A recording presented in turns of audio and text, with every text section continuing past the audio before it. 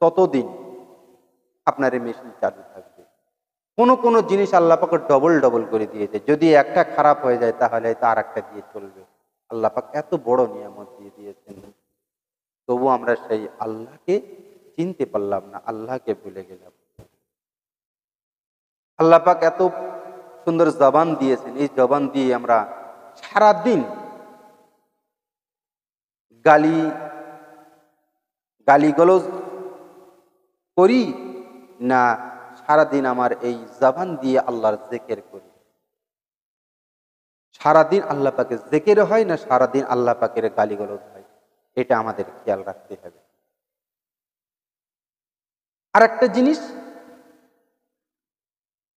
আমাদের জবান দিয়ে আমরা বেশিরভাগ কি করি? কোন কথা বলে? কথা একটা বলে শেষ নয়। আল্লাহর জিকির, উঠতে বসতে চলতে ফিরতে, জীবনের ইসলামের শরীয়তের একটা জিনিস আপনি জেনে রেখে দেবেন, যে জিনিসটা আপনি নিয়ত করে চলবেন সেটাই আপনার নফল ইবাদত হতে থাকবে। আর জেনে রাখবেন, নফল ইবাদত যত আপনি বেশি করবেন, নফল ইবাদত যত আপনার আমলের জিন্দগিতে বেশি হবে, আপনার জেনে রেখে আপনার কল্ব তত তাড়াতাড়ি পরিষ্কার হবে। যত নফল ইবাদত করবেন, যত বেশি নফল ইবাদত করবেন, তত বেশি ফরজ ইবাদতে মজা পাবেন। আর যত নফল ইবাদত কম করবেন, ফরজ আমলে আপনি মজা পাবেন বলে আমার মনে হয় না।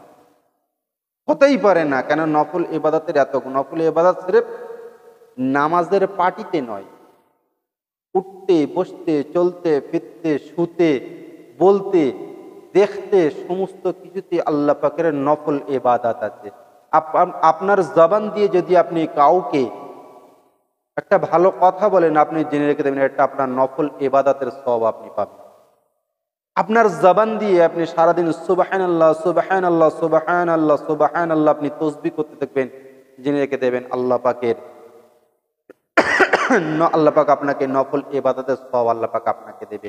সারাদিন রাসূল পাক সাল্লাল্লাহু আলাইহি ওয়াসাল্লামের দরুদ পড়তে থাকবেন, আল্লাহুম্মা সাল্লি আলা সাইয়্যিদিনা মাওলানা মুহাম্মদ ওয়া আলা আলি সাইয়্যিদিনা মাওলানা মুহাম্মদ সাল্লাল্লাহু আলাইহি ওয়াসাল্লাম।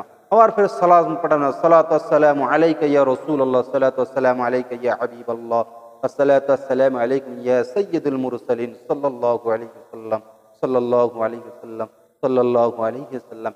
এই যে দরুদ আপনার জবান দিয়ে আপনার যখন তেলাওয়াত হবে, বের হবে, অটোমেটিকলি আপনার কলবের ভিতরে অন্যরকম হালচাল সৃষ্টি হয়ে যাবে। আপনার কিছু করা লাগবে না, তখন আর আপনার অটোমেটিকলি আপনার কল্ব আপনাকে জানিয়ে দেবে কি করবেন কি করবেন না, কোনটা ভালো কাজ কোনটা খারাপ কাজ, এটা আপনার কল্ব ভেতর থেকে অন্তর থেকে আপনার ভিতরে জাগিয়ে দেবে। আর আপনি সেই কাজ থেকে আপনি দূরে সরে চলে আসতে পারবেন ইনশাআল্লাহ, কোনো অসুবিধে নেই। তা আমাদের জিন্দিগি, আপনি একটা রাস্তায় যদি কোনো রকম একটা কাঁটা দেখতে পান, কাঁটাটা আপনি সরিয়ে দেবেন, হাত দিয়ে তুলে আপনি কাঁটাটাকে সরিয়ে দেন। কোনো জায়গায় আমরা একটা দেখতে পেয়েছেন, সেই খটাকে তুলে আপনি রাস্তার কিনারাই করে দেন, যেন মানুষের চলতে ফিরতে যেন কোনো অসুবিধা না হয়। এসবগুলো আমাদেরকে সেট করে রেখে দিতে হবে, যেন মানুষের কোনো রকম চলতে ফিরতে যদি অসুবিধা, সেই অসুবিধাটাকে আপনি তার জন্য সুবিধা করে দেন। আল্লাহ পাক বললে, এ আমার বান্দার জন্য তুমি এতটুকু ভালো কাজ করে দিয়েছো, আমার বান্দার যেন কোনো রকম অসুবিধা না হয়, এই নিয়ত করে তুমি যে কাজটা করেছো, তুমি আমার বান্দাকে ভালোবেসে করেছো, তুমি জেনে রেখে দাও আমি আল্লাহ তোমাকে ঠিক ওর 10 গুণ বেশি আমি আল্লাহ পাক তোমাকে ভালোবাসবো। তা এত বড় নিয়ামত যদি আমাদেরকে দেওয়া হয়েছে, সেই নিয়ামতগুলো আমরা কিন্তু ব্যবহার করি না কেন? দেখুন এত বড় নিয়ামত, কত বড়। আল্লাহ পাক বলছে, বান্দা তুই আমার বান্দাকে ভালোবাসিস, যে তোর আমি আল্লাহ যদি তোর এত মায়া এত দয়া হয়ে থাকে যদি ভালোবাসি, তাহলে আমি সেই দয়া আমি মায়া আমি তোর কলবের মধ্যে দিয়েছি, তাহলে আমার কত দয়া।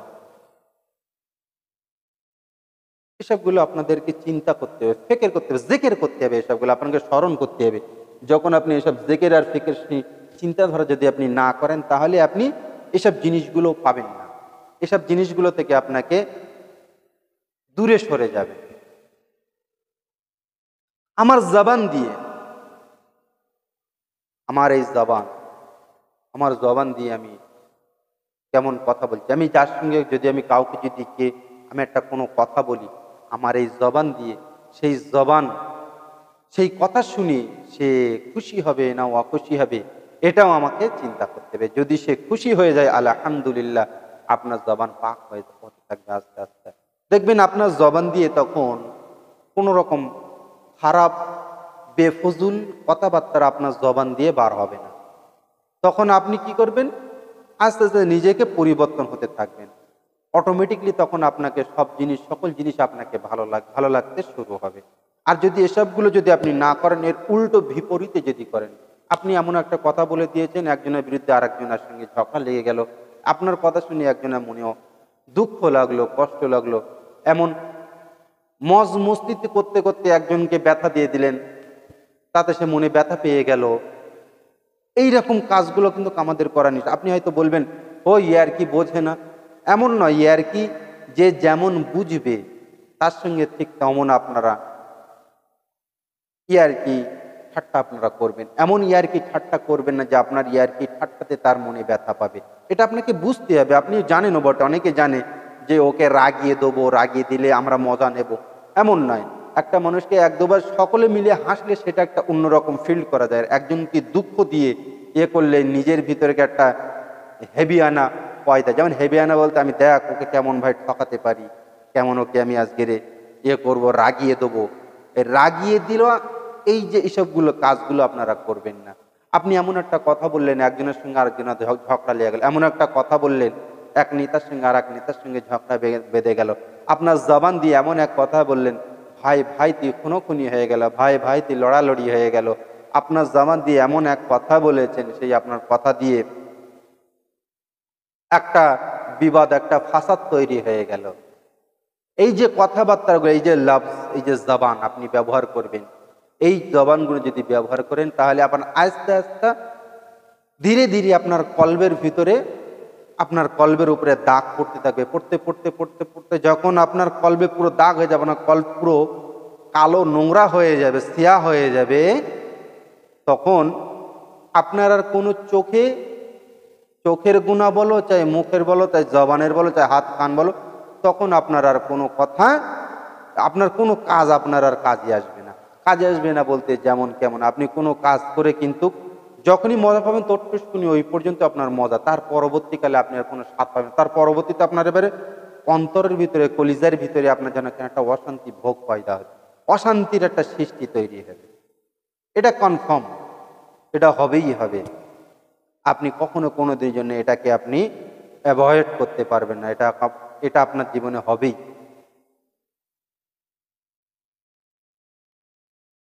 তো আমার মুমিন মুসলমান, এই জিনিসগুলোকে আপনার এবং আমরা সকলে এই জিনিসটাকে খেয়াল করবো, যেন এমনটা না হয়। আল্লাহ পাক আমাদের জবানের এত বড় তাসির দিয়েছে, জবান দিয়ে মানুষের সঙ্গে কথা বললে মানুষ এনজয় করে। আমি কোন কথা পড়ছি, কোন কথা বলছি, কি বলছি না বলছি, এ কথাই মানুষের কতটা ইফেক্ট হবে, মানুষ কতটা খুশি হবে, মানুষ কতটা রাগান্বিত হবে, এই জিনিসটাকে আমাকে অবজার্ভ করতে হবে।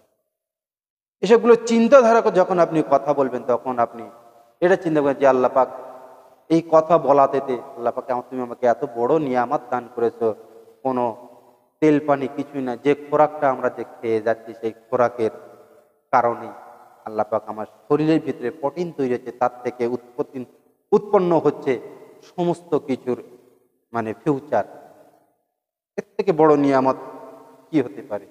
দেখুন, যে খাবার আমরা খাচ্ছি, সেই খাবার থেকে আমার শরীরের যেখানে যা রক্ত দরকার হচ্ছে, রক্ত দরকার হচ্ছে, হাড়ের শক্তি দরকার, সেখানে হাড়ের শক্তি তৈরি হচ্ছে।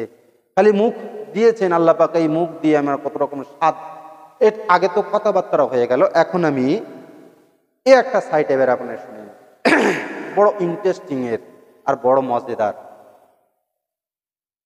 খাবার যে একটা জিনিসের খাবার কালেকশন করা আর একটা বিষয়, আমি খাবার বিষয়টাই আমি ছেড়ে বলে যাই। কালেকশনের বিষয় ওটা পরে আবার একদিন হবে, ইনশাল্লাহ আলোচনা করব। আমার জবান দিয়ে আমি খাবার খাচ্ছি, যে খাবার খাচ্ছি আমার জবানটাকে সেটা আমাকে বলে দিচ্ছে কত সুন্দর সুস্বাদু খাবার। কোনো খাবার তরল জাতীয় জিনিস, কোনো খাবার শক্ত খাবার হবে আল্লাহ পাক জানতেন। সেই জন্য আল্লাহ পাক আমাদের মুখের ভিতরে এমন একটা জিনিস দিয়েছেন যে আমরা বলি দাঁত, শক্ত জিনিসকে আমরা চিবিয়ে খেয়ে নিচ্ছি, নরম জিনিসকেও আমরা পান করে যাচ্ছি।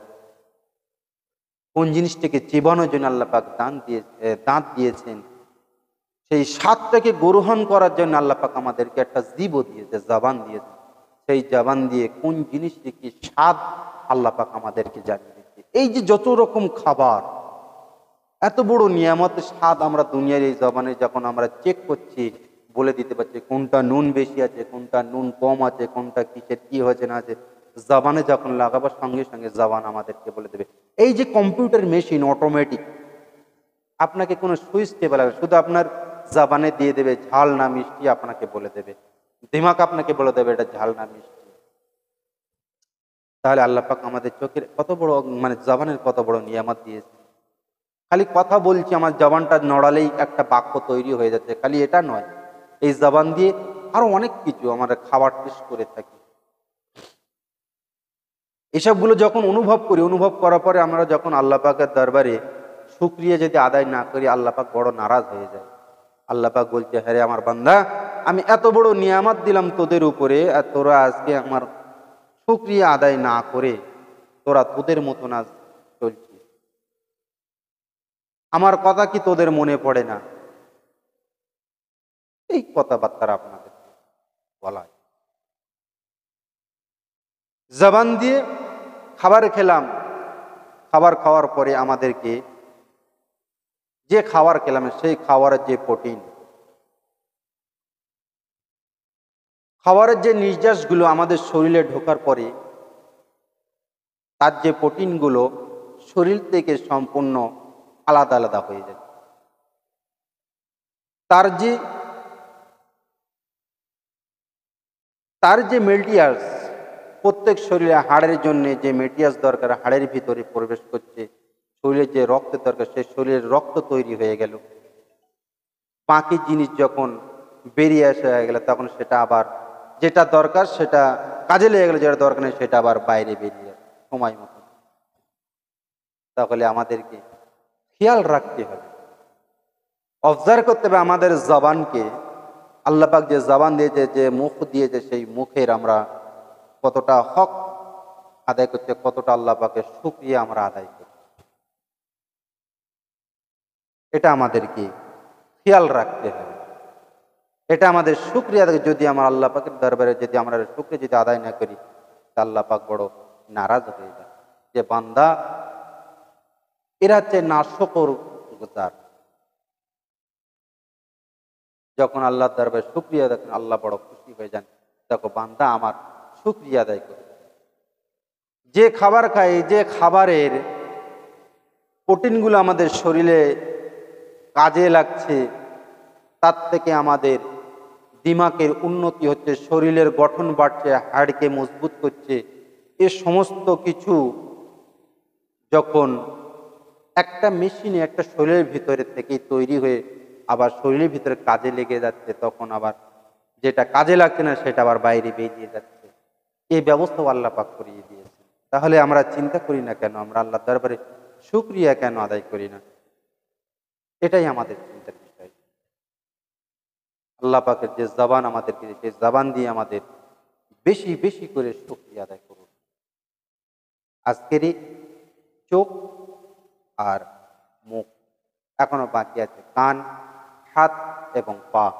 এর পরবর্তীকালে সবগুলোই এর ওপরই ইনশাল্লাহ করব। আজকের এইখানে শেষ করছি। আসসালামু আলাইকুম ওয়া রাহমাতুল্লাহি ওয়া বারাকাতুহু।